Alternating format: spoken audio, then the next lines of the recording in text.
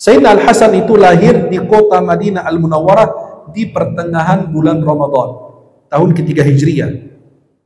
Ya, tahun ketiga Hijriah. Berarti Sayyidah Fatimah tadi nikahnya di tahun berapa Hijriah? Kedua Hijriah, sehabis perang Badar. Beliau ini lahir tahun ketiga Hijriah, berarti tidak lama dari pernikahan tersebut. Kemudian dinamakan oleh Sayyidina Ali bin Abi Thalib, dia beri nama Al-Hasan ini Harb. Harb itu artinya perang. Diganti oleh Rasulullah SAW jadi Hasan. Ya, ada orang dinamakan anak-anaknya dengan nama yang tidak baik. Nah, maka itu tidak bagus. Harus perbaiki nama anak kita. Sayyidina Abu Hurairah, nama aslinya bukan Abu Hurairah, dia julukannya Abahir, artinya bapaknya kucing, orang yang berbuat baik sama kucing. Nama aslinya di masa jahiliyah namanya Abdul Syams, hamba matahari. Diganti oleh Rasulullah, dinamakan Abdul Rahman. Jadi kalau memberi nama anak, cari makna yang baik, nama yang bagus. Ya, jangan kayak ada seorang guru yang punya murid, terus kedatangan seorang guru hafiz Quran, dia perkenalkan murid-muridnya, ini murid saya, ini pada hafiz Quran semua, masya Allah. Ya, kemudian dia nanya, nama kamu siapa? Nama saya Tariq. Akhirnya dites sesuai dengan namanya, surat At-Tariq. Yang satu lagi, nama kamu siapa? Nas. Ditanya surat Qul A'udzu Birabbil. Yang satu lagi namanya Imran. Surat Ali Imran kan panjang. Akhirnya pas ditanya, nama kamu siapa? Nama saya Imran, tapi suka dipanggil Al-Ikhlas. Maka pas dites, tesnya surat apa? Al-Ikhlas. Katanya kalau dites Al Imran gak kelar-kelar ini harinya. Maka dia bilang, nama saya Imran, tapi kalau suka dipanggil dengan Al-Ikhlas. Ya, itu adalah trik bagaimana cara antum mencari jalan. Para jemaah yang dimuliakan Allah Subhanahu wa taala. Maka beliau diberi nama Harb. Banyak nama sahabat yang sudah diganti Rasulullah. Maka kalau di antara kita punya nama atau punya anak, punya cucu, beri nama yang bagus. Nama adalah panggilan, panggilan adalah doa. Coba antum manggil anak antum Hasan, artinya baik, atau saleh, atau muslih, orang yang saleh. Coba bayangkan antum manggil terus, itu kan mendoakan dia terus. Jadi nama adalah panggilan, panggilan adalah doa. Coba kalau manggil, maaf ada yang punya nama ini mungkin ya, mudah-mudahan jadi perubahan. Anjas, itu karena artinya apa? Bentuk jamak dari kalimat najis. Hei najis, najis gitu kan? Kan gak bagus. Jadi memberi nama yang bagus. Jangan kayak orang punya anak kembar, yang satu namanya apa? Khairul Bariyah, yang satu lagi Syarrul Bariyah. Surat Al-Bayyinah.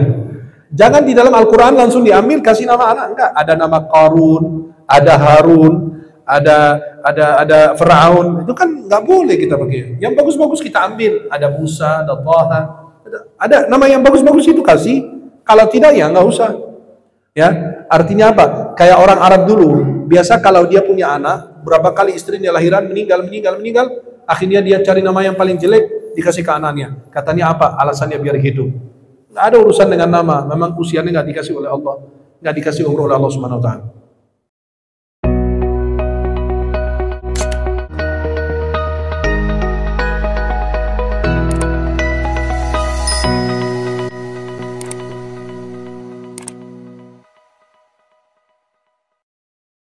ونستغفره ونستهديه نعوذ بالله تعالى من شرور أنفسنا وسيئات أعمالنا من يهده الله فلا مضل له ومن يضلل فلا هادي له أشهد أن لا إله إلا الله وحده لا شريك له أشهد أن محمدا عبده ورسوله اللهم صل وسلم وبارك عليه وآله وأصحابه ومن تبعهم بإحسان إلى يوم الدين وعلينا معهم برحمتك يا أرحم الراحمين. Para jemaah yang dimuliakan Allah, uhibbukum jami'an fillah, saya mencintai kalian semua karena Allah. Semoga Allah senantiasa mempertemukan kita di dunia dalam taat dan di akhirat di surga-Nya Allah Subhanahu wa taala. Senang sekali di siang hari ini bisa membersamai dan sekaligus memandang wajah-wajah penghuni surga-Nya Allah. Semoga kita yang hadir di kajian ini mendapatkan keberkahan dari Allah Subhanahu wa taala. Para jemaah yang dimuliakan Allah, Pertemuan kita kali ini seputar sirah Nabi Muhammad SAW. Dalam kesempatan ini kita akan membahas seputar As-Sayyidah Fatimah Zahra, putri Rasulullah, dan Imam Al-Hasan dan Imam Al-Husain. Siang hari ini kita berjelas tentang biografi mereka, tapi secara ringkas. Karena kalau membahas biografi para sahabat, keluarga Rasulullah atau para ulama membutuhkan waktu yang lebih banyak, maka kita beringkas agar kita dalam satu pertemuan kita bisa mengenal sosok tersebut walaupun hanya gambaran besarnya. Sayyidah Fatimah Zahra binti Rasulullah sallallahu alaihi wasallam. Beliau diberi julukan Ummi Abiha, dipanggil dengan gelar Ummi Abiha, ibu dari ayahnya. Karena sesudah wafat Sayyidah Khadijah radhiyallahu anha, yang senantiasa memperhatikan Rasulullah adalah Sayyidah Fatimah. Maka diberi julukan Ummi Abiha, ibu dari ayahnya. Dan disebut dengan Ummul Hasanain karena beliau ibu dari Imam Al-Hasan dan Imam Al-Husain. Dan disebut dengan Ummul A'immah, ibu dari para imam-imam, karena keturunan beliau keturunan Nabi dan ulama juga. Beliau disebut dengan Az-Zahra, disebut dengan Fatimah Az-Zahra. Itu tidak ada di nama beliau. Beliau namanya Fatimah binti Muhammad ibn Abdullah ibn Abdul Muttalib ibn Hashim ibn Abdi Manaf ibn Qusay dan seterusnya. Di nama beliau tidak ada, tapi disebut dengan Fatimah Az-Zahra. Kenapa disebut Az-Zahra? Karena cemerlang, bersinar, cantik. Maka disebut dengan gelar atau sebutan Fatimah Az-Zahra radhiyallahu anha. Ayahnya beliau Sayyidul Mursalin, pemimpin para nabi dan rasul, Rasulullah Muhammad SAW, wa Imamul Muttaqin, imamnya orang-orang yang bertakwa sallallahu alaihi wasallam. Ibundanya daripada Sayyidah Fatimah Zahra adalah As-Sayyidah Khadijah binti Khuwailid radhiyallahu anha, istri Rasulullah pertama. Suaminya beliau, suami Sayyidah Fatimah Zahra, Sayyidina Ali bin Abi Talib radhiyallahu anhu arda. Anak daripada Sayyidah Fatimah, ada yang mengatakan anak beliau 4, ada yang mengatakan anaknya 5. Yang pertama Al-Hasan, yang kedua Al-Husain, yang ketiga Muhsin. Tapi Muhsin ini masih diperselisihkan. Jangan-jangan Muhsin ini dulu janin yang gugur, artinya tidak sampai lahir dengan sempurna, atau dia sampai lahir besar kemudian wafat, tidak. Maka itu yang diperdebatkan Muhsin.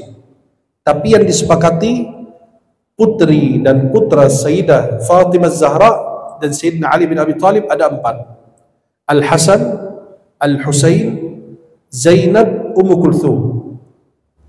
Perhatikan baik-baik apa yang saya sampaikan, nanti ada hadiah insyaallah. Putra putri Sayyidah Fatimah Zahra yang disepakati ada 4. 2 laki-laki, 2 perempuan. Imam Al-Hasan, Imam Al-Husain, Sayyidah Zainab dan Sayyidah Ummu Kulthum. Al-Hasan dan Al-Husain itu mereka menikah, punya keturunan, nanti kita akan jelaskan biografinya. Kemudian Sayyidah Zainab. Zainab ini menikah dengan Abdullah ibn Ja'far ibn Abi Talib, dari keluarga Nabi juga. Tapi Ummu Kulthum menikah dengan Sayyidina Umar bin Khattab. Maka kalau orang Syiah benci dengan Sayyidina Umar bin Khattab, lucu. Karena Syiah itu memuji Sayyidina Ali berlebihan dan membenci Sayyidina Abu Bakar dan Umar berlebihan. Sedangkan kalau mereka pakai akal sehat, Ummu Kulthum, putrinya Sayyidina Ali, menikah dengan Sayyidina Umar bin Khattab. Jelas? Jadi kalau ada kebencian dari Syiah itu lucu. Apalagi kalau ada orang Syiah kayak di Indonesia namanya Umar. Kan orang Syiah nggak suka dengan Umar, Abu Bakar, Aisyah, Hafsah, dan mereka ada cerita sendiri. Anda sudah sampaikan beberapa pertemuan di YouTube tentang mengenal Syiah. Bisa antum kenal asal usulnya, kitab-kitabnya, ulama mereka, pemahaman akidah dan lain sebagainya. Maka Zainab menikah dengan Abdullah bin Ja'far bin Abi Talib, dan Ummu Kulthum menikah dengan Sayyidina Umar bin Khattab radhiyallahu anhu. Sayyidah Fatimah Zahra radhiyallahu anha lahir di kota Makkah pada tanggal 20 Jumadil Akhirah. Sebelum Nabi Muhammad SAW diutus 5 tahun sebelum Nabi diutus. Ada yang mengatakan 1 tahun, ada yang mengatakan 4 tahun, itu jadi perselisihan ulama. Maka Sayyidah Fatimah Zahra radhiyallahu anha lahir usia Rasulullah 35 tahun. Karena Nabi SAW menikahi Sayyidah Khadijah 40, Nabi 25. Usia Nabi 35 lahirlah Sayyidah Fatimah Az-Zahra radhiyallahu anha, karena beliau termasuk putri Nabi yang kecil. Nabi SAW mengatakan, Fatimah ini putriku, ini bagian dari aku. Yang menyakitinya sama dengan menyakiti aku. Jelas? Nabi mengatakan, Fatimah bud'atun minni. Fatimah ini bagian dari aku. Siapa yang menyakiti Fatimah sama dengan menyakiti saya, kata Nabi Muhammad SAW. Maka Sayyidah Aisyah mengatakan, ma ra'aitu ahadan kana ashbaha kalaman wa hadithan bi Rasulillah min Fatimah. Saya nggak pernah jumpa dengan seseorang yang mirip cara berbicaranya, cara ngobrolnya melebihi daripada Sayyidah Fatimah.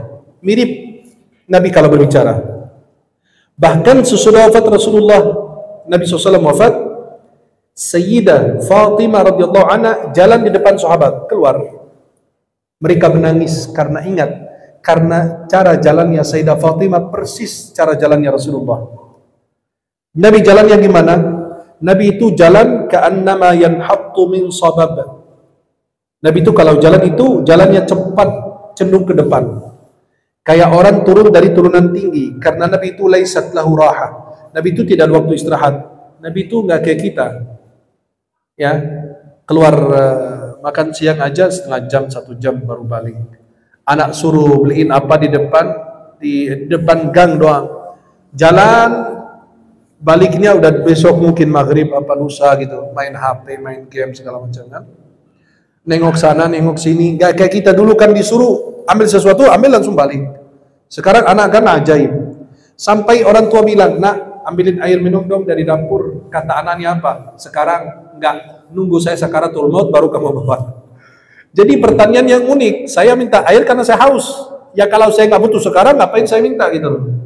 Tapi malah anak bertanya, mau sekarang? Enggak, nanti pas saya sakaratul maut gitu lagi penghabisan, kamu baru bawa air. Jadi Rasulullah itu laisat lahu raha, tidak ada waktu istirahat. Jalannya cepat, cenderung ke depan. Sallallahu alaihi wasallam. Maka kata Sayyidah Aisyah, aku tidak bertemu dengan seseorang yang persis cara bicaranya, obrolannya seperti Nabi, melainkan Fatimah. Enggak ada, cuma Fatimah radhiyallahu anha. وكانت إذا دخلت عليه قام إليها فقبلها ورحب بها وكذلك كانت هي تصنع به. Nabi SAW kalau Fatimah datang ke Nabi, bayangkan, qama ilaiha. Tuh lihat pendidikan buat orang tua. Putri Nabi Rasulullah, kalau datang ke rumah Nabi, Nabi langsung berdiri menyambutnya. Nggak kayak kita duduk berbaring, anak duduk kasih tablet. Nggak, Nabi memperlakukan anak dengan baik, kasih penghormatan, saling menghormati. Seperti suami kalau berangkat kantor kan, tempelin tangannya, ya buat istrinya apa? Cium tangan kan? Kenapa tidak di depan anak kita balik cium tangan istri kita? Jadi itu saling menghargai di depan anak. Itu sebenarnya secara langsung, tidak langsung itu pendidikan, mendidik anak untuk saling menghargai, menghormati dengan pasangannya. Maka Rasulullah kalau kedatangan Sayyidah Fatimah berdiri, Nabi SAW menyambutnya, mencium keningnya, dan mempersilahkan beliau duduk di sebelahnya. Dan begitu Sayyidah Fatimah, tuh lihat, kama tadinu tudan, sebagaimana kita berlakukan akan diberlakukan. Nabi begitu sama Fatimah radhiyallahu anha. Kalau Nabi ke rumah Sayyidah Fatimah, beliau berdiri menyambut Rasulullah. dan memperlakukan Nabi sebagaimana beliau berlakukan Rasulullah. Diberlakukan oleh Nabi, luar biasa. Maka itu pendidikan buat kita. Maka kata Sayyidah Aisyah radhiyallahu anha, begitu Fatimah memperlakukan Rasulullah sallallahu alaihi wasallam.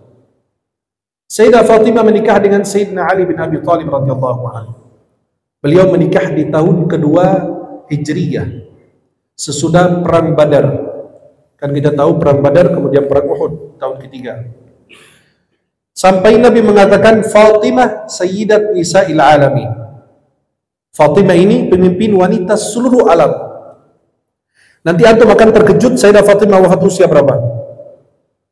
Fatimah radhiyallahu anha yang kita dengar namanya harum di dunia, yang namanya sudah semua kenal, ya, di antara putri putra Nabi yang paling dikenal adalah Sayyidah Fatimah. Kalau antum tahu beliau meninggal usia berapa, terkejut. Nama yang harum ini dengan usianya begini, subhanallah. Sayyidah Fatimah radhiyallahu anha wafat usia beliau menurut pendapat paling rendah dari para ulama, usia beliau wafat 24 tahun. Pendapat paling banyak ulama mengatakan paling banyak usianya pada saat wafat usianya 29 tahun. Lihat. Usianya beliau 24 atau 25 atau 29, tapi disebut dengan wanita pemimpin seluruh wanita dunia. Kan ada yang lebih usianya lebih tua dari beliau. Kenapa Fatimah menjadi demikian? Kata ulama, karena ketakwaannya, keikhlasannya, ibadahnya. Maka antum jangan mengukur dari usia, kita harus 100 tahun baru kita menjadi orang saleh. Tidak. Imam Nawawi meninggal belum sempat nikah. Usia 45, 46, wafat beliau. Karyanya mendunia, padahal nggak punya keturunan, nggak sempat nikah. Ibnu Taimiyah Syekhul Islam, karya-karyanya mendunia, sampai beliau ketika ditanya kenapa belum nikah, coba kalau ada yang ingatin saya pada saat itu, ya belum ingat nikah, cuma ingat ilmu, bagaimana berkarya bermanfaat untuk umat. Imam Syafi'i usia wafat beliau 54 tahun, 50-an tahun, beliau lahir 150 Hijriah, wafat 204 Hijriah, lahir di Gaza, Palestina, wafat di Mesir, makam Imam Syafi'i di Mesir radhiyallahu anhu. Usia beliau 54 tahun, tapi ilmunya mendunia. Siapa yang nggak kenal Imam Syafi'i? Seluruh dunia kenal. Penganut mazhab terbesar di Indonesia adalah mazhab Syafi'i. Bukan hanya Indonesia, banyak negara, Malaysia, Brunei dan lain sebagainya. Semua penganut mazhab Syafi'i radhiyallahu anhu. Coba lihat, subhanallah. Maka jangan mengukur dari panjangnya usia, tapi banyak amalnya. Lihat, maka Allah Subhanahu wa taala mengatakan apa? Tabarakalladzi biyadihil mulku wa huwa ala kulli syai'in alladzi khalaqal mauta wal hayata liyabluwakum ayyukum ahsanu amala. Bukan yang panjang umurnya, tapi yang baik amalnya. Subhanallah. Maka ada orang usianya enggak terlalu tua, tapi ilmunya Masya Allah, ibadahnya Masya Allah. Maka Sayyidah Fatimah radhiyallahu anha disebut oleh Nabi Sayyidat Nisa'il Alamin, dan disebut dengan Sayyidat Nisa Ahlil Jannah, pemimpin wanita di surga. Subhanallah. Sayyidah Fatimah radhiyallahu anha meriwayatkan 18 hadis dari Rasulullah SAW. Ada satu hadis yang di antara 18 hadis ini disepakati atau diriwayatkan oleh Bukhari dan Muslim dalam sahih mereka. Yang meriwayatkan dari Sayyidah Fatimah, kan beliau menceritakan dari Nabi. Yang menceritakan dari Sayyidah Fatimah adalah Al-Husain, anaknya beliau, Imam Al-Husain. Sayyidah Aisyah menceritakan hadis daripada Sayyidah Fatimah. Jadi Rasulullah ke Fatimah, Fatimah ke Sayyidah Aisyah. Kemudian Sayyidah Ummu Salamah, istri Rasulullah, Anas bin Malik dan yang lain. Riwayat-riwayat beliau ada di dalam kitab-kitab hadis. Coba bayangkan nikahnya Sayyidah Fatimah dengan Sayyidina Ali. Pada saat itu Sayyidina Ali, ada seorang perempuan menceritakan kepada Sayyidina Ali, Aisyah, Fatimah mau dilamar. Kebetulan Sayyidina Abu Bakar mau melamar Sayyidah Fatimah. Sayyidina Umar mau melamar Sayyidah Fatimah. Kata Nabi, enggak, masih muda. Tapi pada saat Sayyidina Ali radhiyallahu anhu ingin melamar karena desakan dari seorang perempuan, nikahi Fatimah, aku nggak punya apa-apa, coba kamu jadi. Akhirnya dia didesak sama beliau, datang ke Rasulullah. Dia datang ke Nabi SAW, cukup beliau diam aja duduk di depan Nabi. Ada apa ya Ali? Tahu sendiri kan orang kalau mau ngomong begitu kan, Ya bingung itu mau buka gimana, saya nggak punya apa-apa malah disuruh nikahi. Melamar putri Rasulullah juga. Walaupun Ali radhiyallahu an diasuh oleh Nabi, dibesarkan oleh Rasulullah, masuk Islam masih muda radhiyallahu an. Tapi beliau di depan Nabi diam. Akhirnya Nabi langsung buka suara. Kamu mau nikahi Fatimah? Nah itu dia. Akhirnya Rasulullah SAW bilang, kamu punya apa mau menikahi Fatimah? Saya nggak punya apa-apa, kata beliau. Bukan kamu punya dirh, ya alat perang itu yang saya sudah berikan, ya udah nikahi dia begitu. Akhirnya mahar Sayyidah Fatimah radhiyallahu anha 470 dirham. Dan Sayyidah Fatimah menikah dengan Sayyidina Ali bin Abi Thalib, usia beliau Sayyidah Fatimah 18 tahun. Ya. Kemudian ketika wafatnya Rasulullah sallallahu alaihi wasallam, beliau dipanggil Nabi, dibisikin oleh Rasulullah. Kemudian beliau radhiyallahu anha menangis. Kemudian dipanggil lagi oleh Nabi, dibisikin Nabi, beliau tersenyum. Sayyidah Aisyah penasaran, apa yang dibisikin Nabi sampai kamu nangis kemudian tersenyum? Saya tidak berani membongkar rahasia Rasulullah, Nabi masih wafat, masih hidup. Sesudah wafat Rasulullah, Sayyidah Aisyah bertanya, ini gimana? Apa yang pernah Nabi? Karena beliau masih penasaran, kayak kita suka kepo gitu dengan urusan. Masih aja ingat. Kemarin tuh kita bertiga lagi ngobrol kok, Pak Fulan itu ngobrol sama Fulan, ketawa ngakak banget. Kepo banget gitu loh. Sampai nggak bisa tidur mikirin gimana caranya, apa yang diobrolin itu sampai mereka ini kan. Akhirnya Sayyidah Fatimah mengatakan Rasulullah sudah wafat. Sekarang boleh saya cerita. Ketika Nabi manggil saya pertama, saya menangis karena Nabi bilang, wahai Fatimah, ini sakit terakhir saya. Itu isyarat, artinya saya habis ini wafat, udah gak lama lagi. Lalu Fatimah menangis. Kemudian dipanggil lagi dan dibisikin lagi, wahai Fatimah, jangan menangis, kamu adalah keluargaku yang menyusul sesudah wafat aku. Maka Sayyidah Fatimah radhiyallahu anha wafat 6 bulan atau 8 bulan sesudah wafat Rasulullah. Beliau adalah orang pertama keluarga Nabi yang wafat sesudah Rasulullah SAW. Sayyidah Fatimah wafat di malam hari Selasa, Senin malam Selasa, tanggal 3 Ramadan 11 Hijriah. Usia beliau ketika wafat diperselisihkan 24 tahun atau 25, paling maksimal 29 tahun. Dan beliau dimakamkan di malam hari, dikubur di malam hari. Sampai sekarang orang Timur Tengah biasa mengubur. Kalau kita di Indonesia kan nggak ada. Kita lewat kuburan aja malam hari aja udah ketakutan. Kalau di Timur Tengah jam berapa aja mereka tetap mengubur mayat. Sampai kadang-kadang kita di sana itu mengubur orang tengah malam juga bisa. Kalau ada datang dari jauh atau maaf meninggal di luar negeri kemudian datang jam 12 malam juga masih dikubur. Bahkan ramai yang menunggu juga habis sholat isya-nya. Kemudian para jemaah yang dimuliakan Allah Subhanahu wa taala, beliau itu dikubur di malam hari yang menyolatkan jenazahnya Sayyidina Al-Abbas bin Abdul Muttalib. Dan yang turun di dalam lahadnya adalah Sayyidina Ali bin Abi Thalib suaminya dan Al-Fadl bin Al-Abbas dan Al-Abbas bin Abdul Muttalib. Dan beliau itu dikubur di kuburan Baqi'. Kuburan Baqi' itu sebelah Masjid Nabawi. Beliau kuburannya di mana? Kata ulama, karena di sana tidak ada nama, maka diperkirakan kuburan Sayyidah Fatimah pas masuk pintu utama dia di sebelah kanan. Jelas? Maka area ini ditutup. Khawatir orang Syiah atau sendirikan memuji Sayyidina Ali, Sayyidah Fatimah dan lain, dan khawatir terjadi hal-hal yang tidak diinginkan. Jadi itu makam Sayyidah Fatimah radhiyallahu anha, antum masuk pintu utama, pintu besarnya Baqi', dia ada di sebelah kanan. Kuburan yang berada di sebelah kanan di situ. Lokasinya di mana tempatnya? Allah yang mengetahuinya. Karena sekarang sudah tidak ada nama makam-makam yang ada di situ. Tapi kita tahu bahwa sebanyak keluarga Rasulullah ada di situ. Ya, putra-putri Nabi kebanyakan di situ. Istri-istri Nabi juga di situ, kecuali Sayyidah Khadijah, ya, dan salah satu istri Nabi Maimunah juga di luar Wadi Syarif namanya, 15 kilo dari Makkah.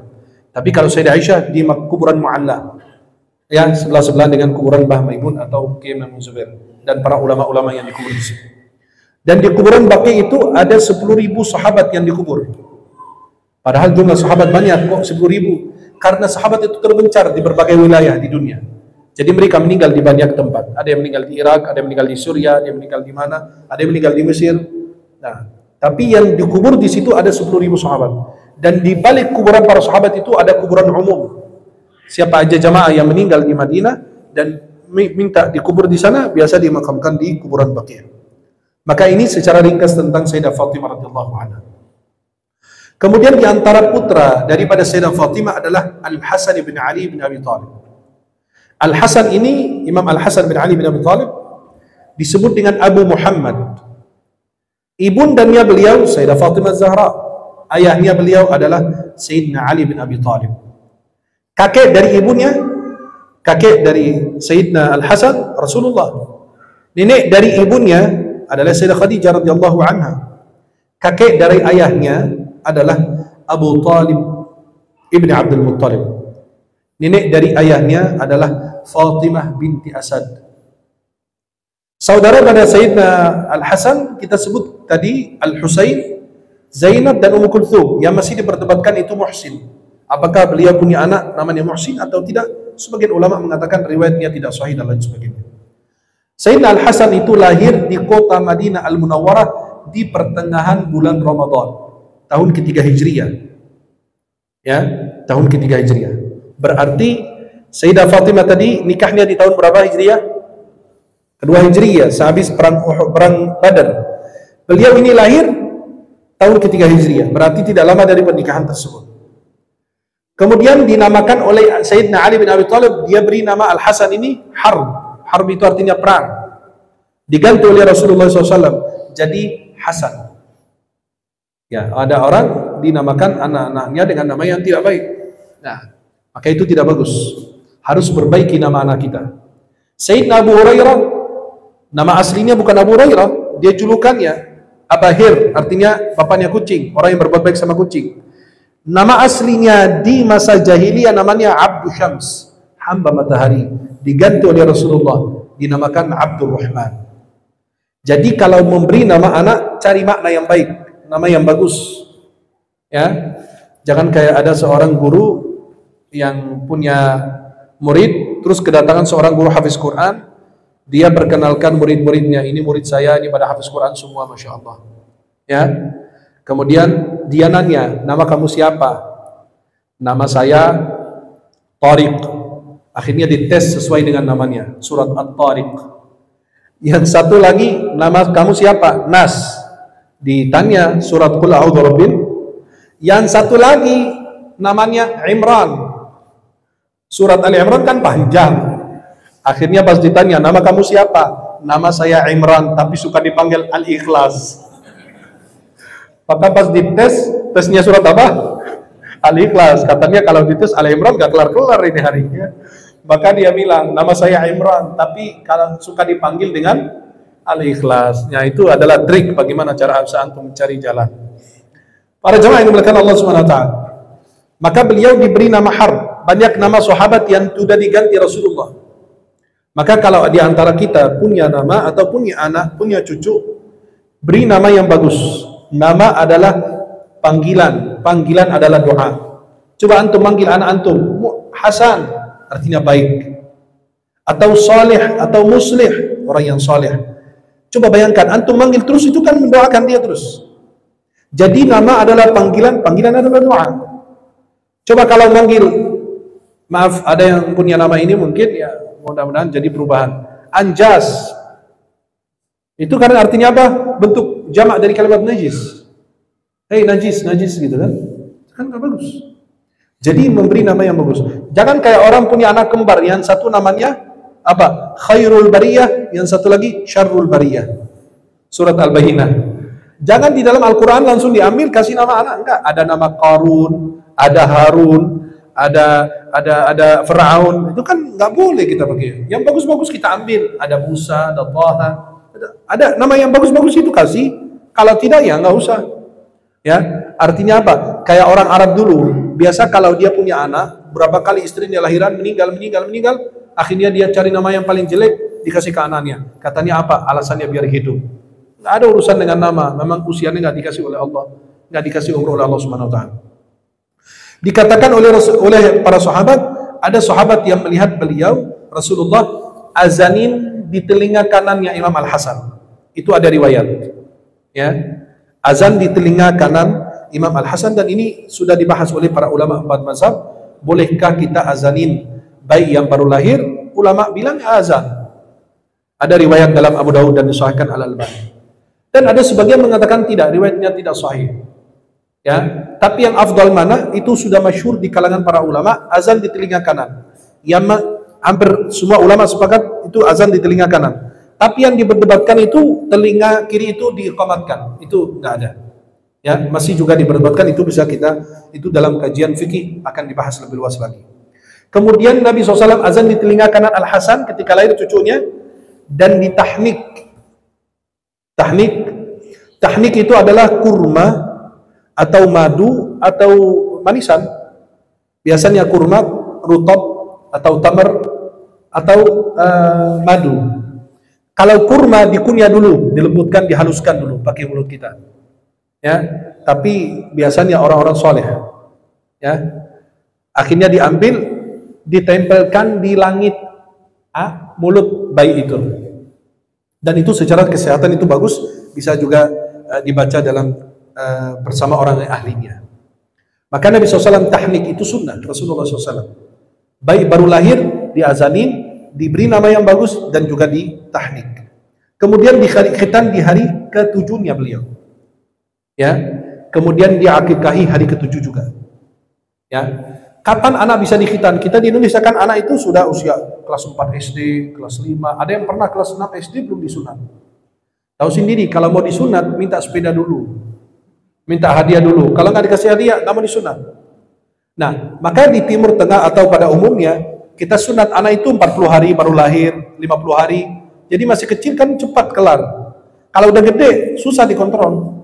Dan itu buat kebersihan dia juga, apalagi laki-laki, wajib. Maka hari ke-7 atau hari ke-10 atau 40, kapan aja jika mampu bayi itu bisa disunat, dia sunat. Jangan terlambat. Jangan lama-lama. Kemudian diakikahi. Akikah itu sunnah muakkadah. Bagi yang mampu, kalau nggak mampu ya nggak masalah. Laki-laki 2 kambing, perempuan 1 kambing. Disembelih atau dipotong hari ke-7 lahir bayi, atau ke hari ke-14, atau hari ke-21, atau kapan saja jika mampu. Saya dulu belum pernah diakikah saya karena orang susah dan lain. Saya punya rezeki, saya mau akikah, silakan, nggak masalah. Bisa akikah untuk diri kita juga. Kemudian para jemaah yang dimuliakan Allah, Sayyidah Fatimah radhiyallahu anha mencukur rambut bayinya itu Al-Hasan ketika lahir, dan ditimbang. Dengan takaran timbangannya itu dikeluarkan peraknya. Setara dengan perak itu, anggaplah timbangannya 2 gram, 3 gram, itu dikeluarkan 3 gram fiddah, perak itu untuk disedekahkan. Kemudian Nabi SAW mengatakan, barang siapa mencintai Al-Hasan dan Al-Husain, ya, maka dia mencintai aku. Barang siapa membenci mereka, maka betul-betul membenci aku. Beliau itu memperbanyak haji ke Baitullahil Haram. Beliau haji itu dikatakan Imam Al-Hasan itu haji 25 kali. Haji 25 kali dan berjalan kaki. 25 kali beliau haji, berjalan kaki 25 kali. Beliau itu menikah banyak istri dan keturunan beliau banyak, tapi keturunan beliau, zuriyahnya beliau dari Imam Al-Hasan kembali kepada 2, Zaid dan Al-Hasan Al-Muthanna. 2 ini keturunan Imam Al-Hasan sampai sekarang masih ada, tapi hanya dari 2 putranya beliau ini. Yang pertama namanya Zaid ibni Imam Al-Hasan bin Ali bin Abi Thalib, yang kedua Al-Hasan Al-Muthanna, anak dari Sayyidina Al-Husain, Al-Hasan bin Ali bin Abi Thalib. Dikatakan beliau itu meninggal karena diracuni, dikasih racun, meninggal. Ada yang mengatakan beliau itu sakit, kemudian beliau wafat. Beliau dikatakan wafat di tahun 49 Hijriah atau 50 Hijriah atau 51 Hijriah. Artinya beliau wafat di tahun 49 atau 50 atau 51 Hijriah. Beliau dikubur di kuburan Baqi', dekat dengan kuburan neneknya, nenek dari ayahnya, Fatimah binti Asad. Usianya Imam Al-Hasan ketika beliau wafat, usianya 47 tahun. Kemudian para jemaah yang dimuliakan Allah Subhanahu wa taala, yang terakhir kita akan ringkas, kemudian nanti kita bahas di pertemuan yang akan datang karena waktu terbatas, adalah Sayyidina Al-Husain, yang paling masyhur, Sayyidina Al-Husain bin Ali bin Abi Talib radhiyallahu an. Beliau dipanggil Abu Abdillah. Abu Abdillah al-Husain. Beliau diberi julukan Raihanat Rasulullah, kesayangan Rasulullah, Sibt Rasulillah. Dalam bahasa Arab itu ada dua istilah. Ada sibt, ada hafid. Sibt dalam bahasa Arab artinya apa? Cucu dari anak perempuan. Kalau saya punya anak perempuan, dia menikah, punya anak, itu namanya sibt. Cucu dari anak perempuan. Tapi kalau disebut dengan hafid, cucu dari anak laki-laki. Kalau saya punya anak laki, menikah, punya anak, itu jadi cucu, tapi namanya hafid. Kalau sibt artinya apa? Karena dalam hadis Nabi disebut sibt Rasulillah, artinya apa? Cucu Nabi dari anak perempuannya. Tapi kalau kita sebut dalam bahasa Arab hafid, artinya cucu dari anak laki-laki. Beliau disebut Sayyidus Syuhada, pemimpin para syuhada, karena beliau terbunuh di Karbala. Kemudian beliau disebut Sayyid Syabab Ahli Jannah. Al-Hasan dan Al-Husain, pemimpin para pemuda di dalam surganya Allah Subhanahu wa taala. Anak beliau Ali Al-Akbar, di antara anaknya beliau itu terbunuh di Karbala. Ali Al-Asghar disebut dengan Zainul Abidin. Itu keturunan Imam Al-Husain sampai sekarang dan sampai hari kiamat, itu beliau keturunannya dari Imam Zainul Abidin. Ya, keturunan Imam Al-Husain semua dari beliau ini satu ini, Zainul Abidin. Kemudian ada juga Ja'far dan ada juga Abdullah, beliau terbunuh di perang Karbala. Kemudian ada Sukainah dan juga ada Fatimah. Beliau lahir di kota Madinah tahun ke-5 Hijriyah, di tanggal 5 Sya'ban tahun ke-4 Hijriyah, dan diazani dan ditahnik oleh Rasulullah SAW. Beliau itu orang yang berbanyak puasa, salat dan ibadah dan sedekah. Beliau juga berhaji 25 kali dalam keadaan berjalan kaki. Beliau meriwayatkan banyak hadis dari Rasulullah Muhammad sallallahu alaihi wasallam. Kita tahu kisahnya, bukan saatnya kita ceritakan karena panjang. Kisahnya beliau itu terbunuh di Karbala. Karbala itu nama tempat di Irak karena dikhianati oleh penduduk Irak. Penduduk Irak mengundang beliau seolah-olah mereka itu telah berbaiat kepada beliau agar menjadi khalifatul muslimin pada saat itu. Akhirnya mereka mengkhianati Sayyidina Al-Husain bin Ali bin Abi Talib radhiyallahu an. Akhirnya beliau ikut menghadap pasukan Al-Yazid dan Ibn Ziyad. Beliau menghadap 4.000 pasukan. Cuma hanya beliau membawa 80 sekian orang daripada keluarga Rasulullah Muhammad sallallahu alaihi wasallam. Beliau wafat usia beliau 58 tahun. Dan beliau itu terbunuh di Karbala pada hari Jumat tanggal 10 Muharram. Sayyidina Al-Husain wafat tanggal 10 Muharram di bulan Syawal yang disebut dengan Ashura, yang diperingati orang-orang Syiah atau mereka melukai dan melakukan ritual melukai diri mereka sendiri atas terbunuhnya Sayyidina Al-Husain. Memang kita semua sedih, cucu Rasulullah terbunuh dengan cara kejam begini, tapi kita tidak terlibat. Ngapain kita melukai diri kita sendiri? Ya, maka Sayyidina Al-Husain radhiyallahu an terbunuh di Karbala di tahun 61 Hijriah, dan beliau radhiyallahu an dipisahkan kepalanya dari jasadnya oleh seseorang bernama Shimr ibn Dhil Jausan atau Shammar ibn Dhil Jausan. Yang lain ingin memisahkan kepala, nggak bisa. Akhirnya dia pakai bismillah itu dengan cara yang tidak baik. Ya, akhirnya beliau pakai bismillah, langsung dipisahkan kepala dari jasadnya. Jasadnya Sayyidina Al-Husain dikubur di Irak, di Karbala. Kepalanya beliau itu masih diperselisihkan banyak. Ada yang mengatakan kepala Sayyidina Al-Husain di Suriah. Ada yang mengatakan kepala Sayyidina Al-Husain itu dikubur di sebelah ibunya di Madinah, di kuburan Baqiyah. Ada juga yang mengatakan kepala Imam Al-Husain berada di Mesir. Ya, dan masing-masing ulama, karena ini persoalan sejarah, bukan persoalan akidah, maka ulama sejarah perselisihan dalam hal demikian. Kemudian para jemaah yang dimuliakan Allah, inilah biografi singkat tentang keluarga Rasulullah, terutama tentang Sayyidah Fatimah dan Sayyidina Al-Hasan dan Sayyidina Al-Husain radhiyallahu alaihim ajma'in. Kemudian para jemaah yang dimuliakan Allah Subhanahu wa taala, karena keterbatasan waktu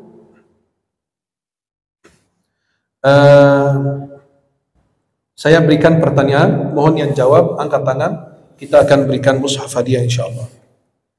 Silakan sebutkan putra putri Sayyidina Ali bin Abi Talib daripada Sayyidah Fatimah radhiyallahu anha wa ardhaha. Silakan, tafadhal. Loh, Fatimah itu istrinya. Ulang lagi. Hasan, Hussein, Zainab. Betul. Ummu Kulthum, betul sekali. Nah, ini adalah nama daripada putra-putri Sayyidina Ali bin Abi Thalib. Barakallahu fiik. Jazakallahu khair. Ini dibaca ya. Ya, barakallahu fiik. Jazakallahu khair.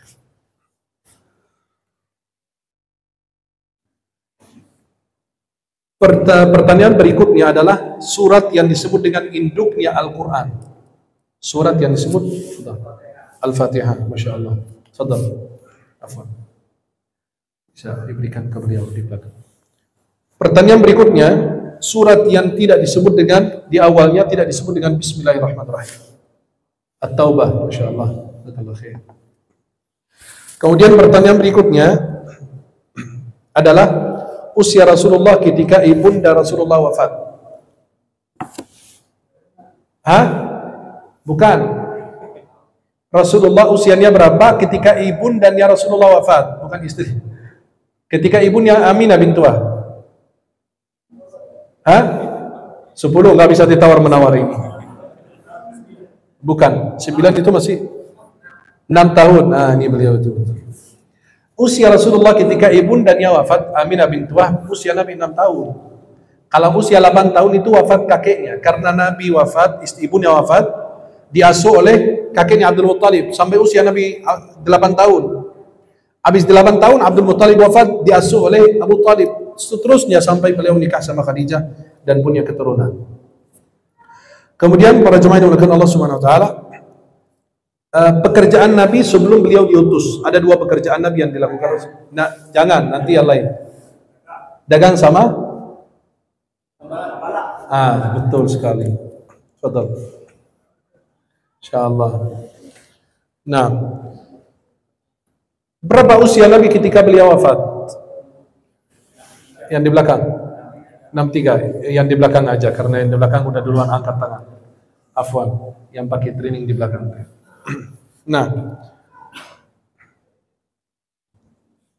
kenapa tahun ke-10 dari kenabian disebut dengan tahun duka cita? Kenapa disebut dengan tahun duka cita? Angkat tangan yang tahu. Fadhal. Istri, betul sekali, Masya Allah. Wafatnya siapa? Istri Rasulullah Sayyidah Khadijah dan pamannya Rasulullah bernama Abu Talib. Mereka wafat di tahun yang sama, maka disebut dengan Amul Huzn, tahun duka cita. Mudah-mudahan yang saya sampaikan bermanfaat. Aqulu qawli hadza wa astaghfirullah wa lakum. Subhanakallahumma wa bihamdika asyhadu an la ilaha illa anta astaghfiruka wa atubu ilaik. Assalamualaikum warahmatullahi wabarakatuh.